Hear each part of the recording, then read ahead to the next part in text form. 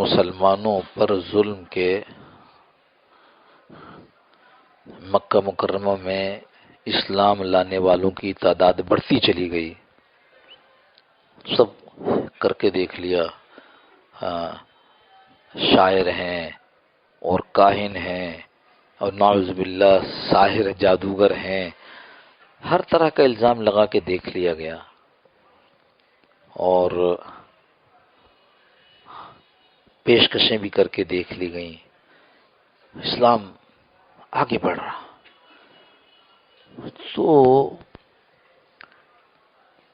دو آدمیوں نے، نضر بن حارث اور عقبہ بن ابی معیط، انہوں نے فیصلہ کیا کہ مدینہ منورہ چلتے ہیں. وہ یثرب تو زمانے میں تھا نہ، مدینہ منورہ تو بعد میں نام پڑا. یثرب چلتے ہیں اور وہاں چل کر کچھ یہودیوں سے پوچھتے ہیں، کیونکہ وہ لوگ بھی پیغمبروں والے ہیں. پہنچے وہاں اور وہاں جو یہودیوں کے بڑے علماء تھے ان سے ملاقات کی. انہوں نے کہا دیکھو ہم 3 باتیں کہہ رہے تم کو، تم یہ ان سے پوچھو، اگر سچے نبی ہوں گے تو یہ اس کا جواب دے دیں گے. انہوں نے وہ سوالات معلوم کیے، واپس مکہ مکرمہ آئے اور حضور صلی اللہ تعالی علیہ وسلم کے سامنے کہا کہ یہ 3 سوال ہیں ہمارے، اگر تم سچے پیغمبر ہو تو ان کا جواب دے دو. پہلا سوال وہ یہ کہ روح کیا ہے؟ دوسرا سوال یہ اصحاب کہف اور رقیم یہ کیا ہیں؟ تیسرا سوال وہ کون تھا جس نے مشرق سے مغرب تک ساری زمین کا سفر کیا؟ آپ صلی اللہ علیہ وسلم تو اللہ کے سچے پیغمبر تھے. کہا ٹھیک ہے کل بتاؤں گا. کل ہو گئی، کوئی وحی نہیں آئی. اللہ یہ کیا ہو گیا؟ دوسرا دن کوئی وحی نہیں، تیسرا دن کوئی وحی نہیں. اب انہوں نے کہنا شروع کیا کہ دیکھو ہم کہہ رہے تھے نا نبی نہیں ہے، اگر نبی ہوتے تو یہ قصے تو بتا دیتے ہمیں کہ یہ کیا ہے، اپنے اللہ سے پوچھ کے بتا دیتے.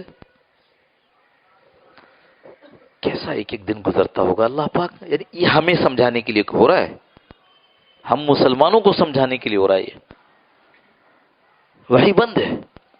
کیوں؟ کہ قیامت تک کا آنے والا مسلمان ہوشیار ہو جائے کہ دیکھو یہ ہے معاملہ. 15 دن گزرے ہیں. آپ سوچو اس چھوٹے سے گاؤں جیسے علاقے کے اندر جہاں صبح شام ہر وقت ملاقات ہو رہی ہے مشرکین سے، مسلمانوں کا مستقل انٹریکشن جس کو آپ کہتے ہو، وہ کہہ رہے ہیں تمہارے نبی نے کہا تھا کہ کل بتائیں گے. 15 دن کے بعد وہی آئی. وَلَا تَقُولَنَّ لِشَيْءٍ إِنِّي فَاعِلٌ ذَلِكَ غَدًا، کبھی یہ مت کہنا کہ کل میں یہ کروں گا، الا ان یشاء اللہ، سوائے اس کے کہو کہ انشاءاللہ.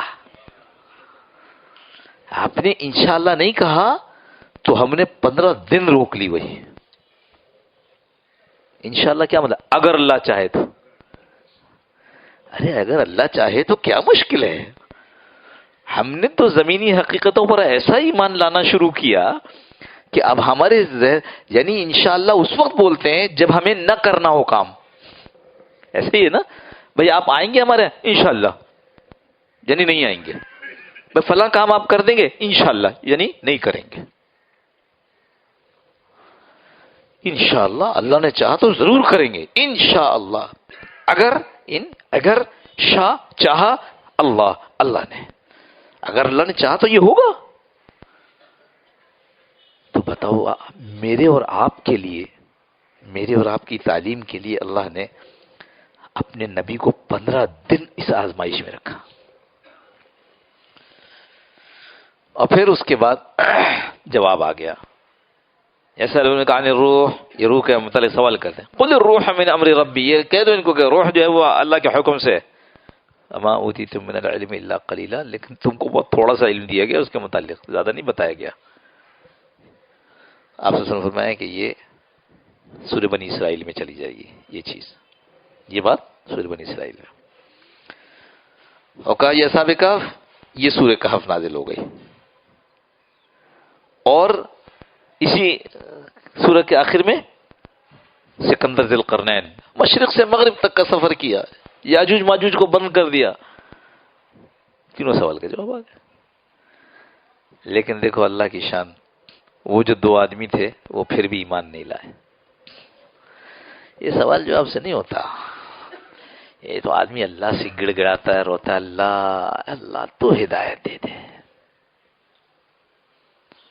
ہدایت تو اللہ کی طرف سے ہے، جس کو پسند کرتے ہیں اس کو دیتے ہیں. دنیا سب کو دیتے ہیں، قارون کو بھی دیتے ہیں، فرعون کو بھی دیتے ہیں، ٹرمپ کو بھی دیتے ہیں نا، پورے امریکہ کی حکومت دی ہے.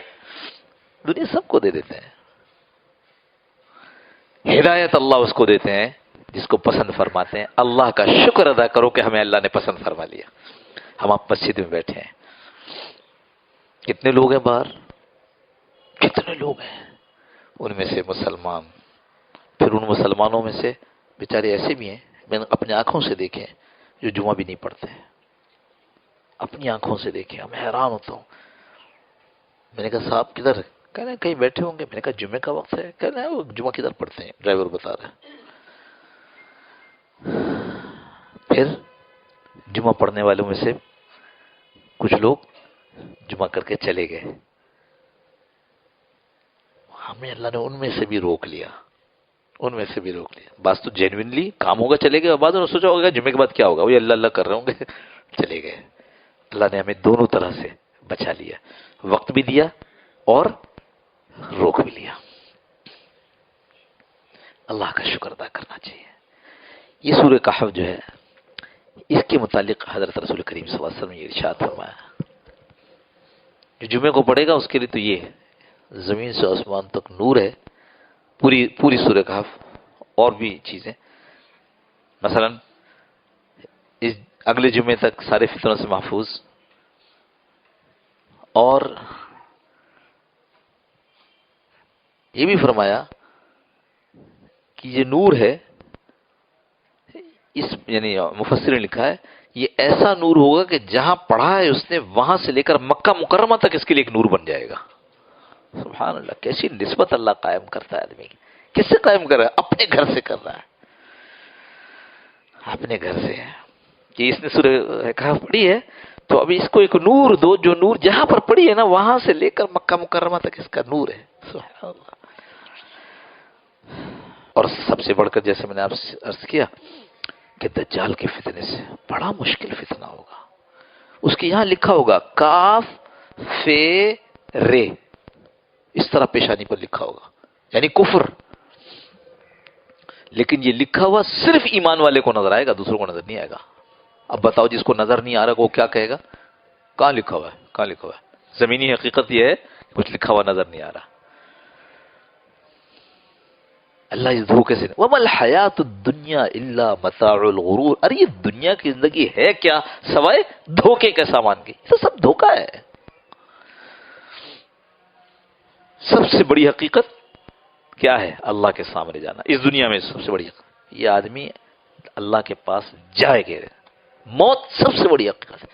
اس کو اللہ کے سامنے حاضر ہونا ہے. اگر یہ دنیا میں آ گیا، منٹ کے لیے بھی آ گیا، تو اس کو اللہ کے سامنے حاضر ہونا ہے. سب سے بڑی حقیقت ہے. باقی سب دھوکا ہے، دھوکا. متاع الغرور، غرور مانے تکبر نہیں، عربی میں غرور مانے دھوکا، دھوکے کا سامان ہے. ایسا لگتا ہے کہ یہ ہے کچھ بھی نہیں، ایسا لگتا ہے کہ یوں ہونے والا ہوتا کچھ بھی نہیں. تو ہوتا کیا ہے؟ ہوتا وہ ہے جو اللہ اپنے فضل سے چاہ رہے ہوتے ہیں. ابراہیم علیہ السلام آگ میں ڈالیں گے، ڈال دو. اب وہ آگ تو اتنی بڑی ہے کہ 3 میل اوپر سے اگر کوئی پرندہ جائے تو جل کے گر جائے. اس کو پھینکے گا کون آگ میں؟ تو 2 بڑے بڑے پہاڑ کہتے ہیں ترکی میں ہے، اللہ جانتا ہے. 2 بڑے بڑے پہاڑ کہ جی اس پہ رسی باندھی گئی، اس سے باندھی گئی، اور جھولا بنایا گیا. اور جھولا چھوڑا گیا تو سیدھا جا کے آگ میں گر گئے. چلتے چلتے جھولے میں بٹھاتے بٹھاتے لوگوں نے جنہوں نے آگ میں ڈالا انہوں نے کپڑے بھی اتار لیے، کچھ بھی تو نہیں ہے پاس. اور ابھی یہ جھولا چھوڑا گیا اور وہ آگ میں جانے والے ہیں، آگ اور جھولے کے درمیان ہے فضا میں. اور فرشتہ آگے پوچھے ہم کچھ کریں؟ کہنے کیوں؟ تمہیں اللہ نے بھیجا کہ نہیں؟ اللہ نے تو نہیں بھیجا ہے، اللہ نے تو نہیں بھیجا ہے، لیکن آپ کہو تو ہم کچھ کریں.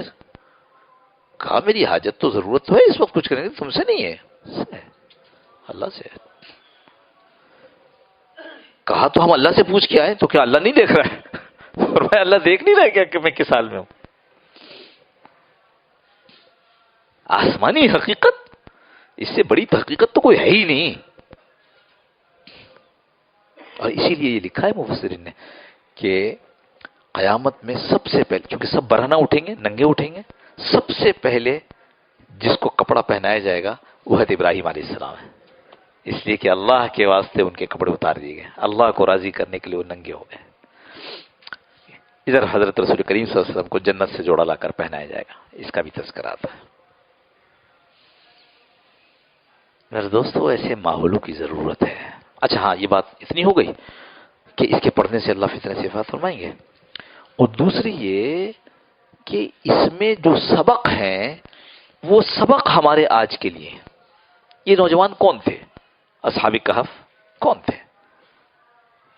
ہم آپ بچپن سے سنتے آ رہے ہیں. وہ لوگ تھے جن کے بارے میں یہ تھا کہ وہ کہتے تھے کہ نہیں بھائی ہم اس بادشاہ کو رب نہیں مانتے، اب پکڑو ان کو. نکل گئے اپنے علاقے سے کہ نہیں یہاں ہم دین پر نہیں چل سکتے، جا رہے ہیں. کہاں جا رہے ہیں؟ جہاں پر دین پر چل سکیں گے.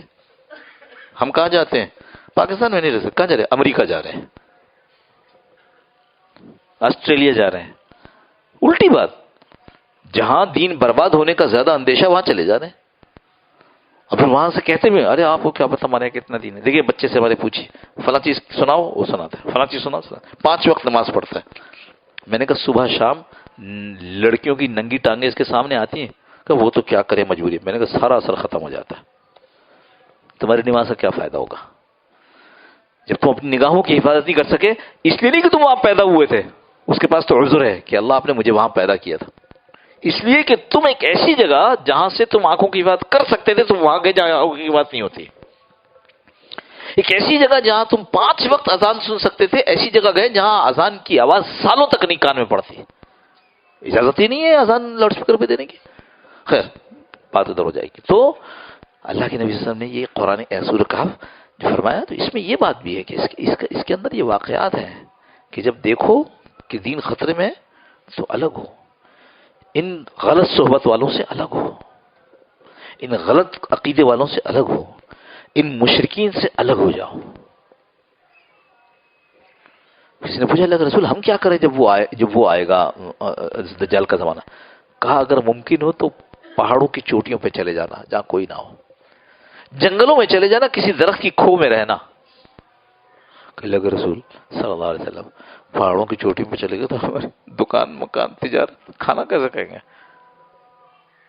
فرمایا جب تم پہاڑوں کی کھو میں اس لیے ہوگے کہ تمہارا اللہ ایمان بچا لے، اس لیے اس غرض سے تم یہ جگہ چھوڑ کر چلے گئے پہاڑوں کی چوٹیوں پر، تو تم کہو گے سبحان اللہ الحمدللہ اللہ اکبر، اور اللہ اس تسبیح کی وجہ سے تمہارا پیٹ بھر دے گا. بتاؤ کوئی زمینی حقیقت ثابت کر سکے گا کہ جی سبحان اللہ کہنے سے پیٹ بھرتا ہے؟ صرف وہ کہے گا جو آسمانی حقیقت پر ایمان لایا ہے. اللہ پیٹ بھرنے والا ہے. اللہ کھانے میں سے حکم نکال لے. ایک پتہ ہے نا ایک بیماری ہے جوع البقر، جوع البقر ایک بیماری ہے. آدمی کھاتا رہتا ہے پیٹ بھرا ہوا محسوس ہی نہیں ہوتا، یہاں تک کہ آدمی کا پیٹ پھٹ جاتا ہے. اللہ ہم سب کی حفاظت فرمائے. پتہ نہیں کیسی کیسی بیماریاں ہیں. اس واسطے ضروری ہے ہم آپ اپنے آپ کو ایسے ماحولوں میں لگائیں جن ماحولوں میں دین کا تذکرہ ہوتا ہے. دین کا تذکرہ. یہ جو ہم نے اجتماع کی بات کی، اب میں نے پہلے بھی سنایا تھا کہ انگریزوں کا زمانہ تھا اور یہ کام شروع ہوا تو انگریزوں کو بڑی پریشانی ہوئی، بہت پریشانی ہوئی. بلکہ اس زمانے کے قصے سنا دوں تو آپ کو زیادہ آسانی ہوگی. ایک ڈاکٹر تھا، ڈاکٹر ڈونلڈ مورس، ہمارے ساتھ کام کر رہا تھا. امریکن پریزیڈنٹ کے ایگزیکٹو کور پہ تھا. کیا مطلب ہوتا ہے کہ اس کو کام نہ کرنے کی تنخواہ ملے گی. کام نہ کرنے کی تنخواہ، جی کام نہ کرنے کی تنخواہ ملے گی، صرف تنخواہ ملتی رہے گی. کسی بھی وقت پریزیڈنٹ کو مشورے کی ضرورت پیش آئے تو یہ دستیاب ہو. پاکستان آ گیا. ایک پادری کا بیٹا تھا، وہ تعلق ہمارا بہت مضبوط ہوا. تو میں نے ایک دن کہا کہ آج شام میں جلدی جاؤں گا. کیوں؟ میں نے کہا ہمارے مدینہ منورہ سے ایک بزرگ آئے ہوئے ہیں. کہنے لگے تو پہلے بتانا چاہیے. تو میں نے کہا آئے صبح کو آئے تو ہم کہنے صبح کو آئے تو آپ کو کیسے پتا چلا؟ میں نے کہا صبح کو آئے ہیں، مغرب کے بعد مکی مسجد میں بڑا اجتماع ہوگا، ہماری ایک مسجد ہے. کہنے لگے ریڈیو پہ اعلان ہوا ہے؟ میں نے کہا نہیں. کہ ٹی وی پہ ہوا؟ میں نے کہا نہیں. کہنے لگے پھر تمہیں کیسے پتا چلا اور تم کہتے ہو تمہارا جلسہ ہو جائے گا اتنا بڑا؟ تو میں نے کہا صبح وہ مکی مسجد میں آئے ہوں گے، مکی مسجد والوں کو پتہ چلا ہوگا، انہوں نے اپنے لوگوں کو بتایا، پھر وہ اپنے اپنے محلوں میں گئے، انہوں نے ان کو بتایا، رات 5-10 ہزار آدمی جمع ہو جائیں گے. تو مجھ سے کہتے ہیں اگر ایسا ہے تو اس جماعت سے زیادہ خطرناک کوئی جماعت نہیں ہے. وہ کون ہے؟ وہ زمینی حقائق پر ایمان لانے والے. تم نہ ریڈیو استعمال کرتے ہو، نہ ٹی وی استعمال کرتے ہو، نہ بینر لگاتے ہو، نہ پوسٹر لگاتے ہو، اور صبح ایک آدمی تمہارا آیا ہے، اس کا ڈیسیشن ہوا ہے کہ وہ رات کو شام کو تمہارے تقریر کرے گا اور تمہارے اتنے آدمی جمع ہو جائیں گے. میں نے کہا جمع ہو جائیں گے. خیر یہ اس لیے سنا دیا کہ اس زمانے میں جب کام شروع ہوا تو انگریز کو تو پریشانی ہوئی نا کہ یہ کیا ہے، کون لوگ ہیں، کیسے ہیں، کیا کر رہے ہیں. تو جاسوس بھیج دیے. وہ جاسوس نے کئی دن وہاں رہنے کے بعد رپورٹ دی. وہ رپورٹ کیا دی؟ کہ ہمیں ان سے کوئی خطرہ نہیں ہے، ہمیں ان سے کوئی خطرہ نہیں ہے. ان کے پاس اندر تک بیٹھ کر دیکھا یہ کہ یا تو یہ آسمان سے اوپر کی بات کرتے ہیں یا زمین سے نیچے کی بات کرتے ہیں، درمیانی کوئی بات ہی نہیں. یہ ماحول جس میں اوپر کی بات ہو رہی ہو یا زمین کے نیچے کی بات ہو رہی، قبر میں جا کے کیا کرنا ہے؟ ہمارا مسئلہ تو یہ ہے نا کہ نہ ہم اوپر کی بات کرتے ہیں نہ نیچے. ہم تو سارا دن اس کی بات کرتے ہیں، اس دنیا میں ہم کیا کر لیں. اس لیے ایسے ماحولوں کو اختیار کیجیے، فائدہ ہوگا. آج شاید آپ کو میری بات سطحی لگ رہی ہو، کیونکہ ہم تو پتہ نہیں کب سے تبلیغ والوں کو دیکھ رہے ہیں. وہ تو کچھ ہم تو کب سے یہ مشائخ کو دیکھ رہے ہیں، پیروں کو، ان کی مجلسیں ہوتی ہیں، اس سے ہوتا کیا ہے. ہم تو کب سے دیکھ رہے ہیں مدرسوں کے اندر پڑھائیاں ہوتی ہیں، اس سے ہوا کیا. یہ آج لگ رہا ہے. کل جس وقت بڑا امتحان آئے گا اس وقت آپ ان باتوں کو یاد کرو گے. کاش ہم نے پہلے اپنا جذبہ بنا لیا ہوتا، کاش ہم نے اپنے بچوں کو اس کے اوپر ڈال دیا ہوتا. یہ جذبے یہ آسانی سے نہیں بنتے، الٹا ہو گیا. یہ جذبے مشکل سے بنتے ہیں. ہمارے ہاں تو یہ ہوا کہ سالوں برسوں اس جذبے کو بگاڑنے پہ لگائے گئے. کلاس پہلے 1 سے اب کا مونٹیسری کلاس ہے، اب بلکہ اور پلے گروپ سے یہ جذبہ بنایا جاتا ہے. جو نظر آ رہا ہے وہ حق ہے، جو نظر نہیں آ رہا ہے وہ صحیح نہیں ہے. آپ کو معلوم ہے کہ جس وقت امریکنز نے ریڈ انڈینز کو مارا ہے تو پیچھے فلسفی کیا تھی؟ ان کی کتابیں پڑھے تو پتہ چلے گا آپ کو. اس کی فلسفی یہ تھی کہ ہر وہ آدمی جو بجائے عقل سے، اپنی عقل سے کام لینے کے، اپنے آپ کو کسی غیر مرئی، کیا کہو گے، غیر مرئی کو کیا، جس کو چھو نہ سکیں، کسی ایسے کے حوالے کرتا ہے، وہ انسان ہے ہی نہیں. لہذا چونکہ یہ جانور ہیں، اجازت ہے مارنے کی. یہ کتابوں میں لکھی بات بتا رہا ہوں، اپنی طرف سے نہیں کہہ رہا ہوں. جب ان کو مارنے کی یعنی کیا جواز بنایا گیا تو یہ بنایا گیا. ہم اسی کیٹیگری میں آج کل کہ یہ وہ لوگ ہیں جو خود سے نہیں سوچتے، یہ کہتے ہیں جو اللہ نے کہا ہے وہ کریں گے. جبکہ انسان ہونے کے لیے ان کا کیا خیال ہے؟ انسان ہونے کے لیے ان فلسفیوں کا خیال یہ ہے کہ انسان ہونے کے لیے ضروری ہے کہ انسان اپنا اچھا برا خود متعین کرے. انا للہ و انا الیہ راجعون. اس واسطے باقاعدہ بگاڑ کی محنتیں کی گئی ہیں. تو اگر بگاڑ کی محنت نہ ہو، دیکھو ایک جگہ باغ بنا ہوا ہے، بگاڑ کی محنت کرنی تو نہیں پڑتی نا. آپ اس کے اچھے بنانے کی محنت چھوڑ دو، خود بخود جھاڑ جھنکار سانپ بچھو. یہاں تو اچھا بنانے کی محنت تو ایک طرف، بگاڑ کی محنت کی گئی، کچرے کوڑے لا کر اس جگہ ڈالے گئے. اس لیے بہت سخت محنت کی ضرورت. اپنی ذات پہ ہوگی مشکل، وقول ہمارے بزرگوں کے، طبیعت کو ہوگا قلق چند روز. ایسی پابند زندگی کیسے گزاریں گے؟ یہ بھی نہ کرو وہ بھی نہ کرو، یہ کیسے ہوگا؟ ہر روز جو ہے وہ کسی نہ کسی کے پاس جا رہے ہیں، کہ تبلیغ والوں کے پاس جا رہے ہیں، شیخ کے پاس جا رہے ہیں، علماء کے پاس جا رہے ہیں. یہ کیسے ہوگا؟ طبیعت کو ہوگا قلق چند روز، بہلتے بہلتے بہل جائے گی. پھر ایک وقت ایسا آئے گا کہ آپ کو اس کے بغیر مزہ نہیں آئے گا. اب آپ کو اپنے اندر ایک کمی محسوس ہو رہی ہوگی کہ آج کسی اللہ والے سے ملاقات نہیں ہوئی، لیکن تھوڑی دن اس پر جبر کرنا پڑے گا. اللہ نے بھی عمل کی توفیق نصیب فرما دے. اللہم صلی علی سیدنا مولانا محمد النبی الامی وعلی آلہ وسلم تسلیما کثیرا کثیرا. اللهم ربنا ظلمنا انفسنا وان لم تغفر لنا وترحمنا لنكونن من الخاسرين. اللهم ربنا لا تزغ قلوبنا بعد إذ هديتنا وهب لنا من لدنك رحمة انك انت الوهاب. اللهم إنا نسألك العفو والعافية المعافاة الدائمة في الدين والدنيا والآخرة. اللهم أرنا الحق حقا وارزقنا اتباعه وأرنا الباطل باطلا وارزقنا اجتنابه. اللهم إنا نسألك حبك وحب من يحبك وحب عمل يقربنا إلى حبك. اللهم اجعل حبك أحب إلينا من أنفسنا وأهلنا من الماء البارد.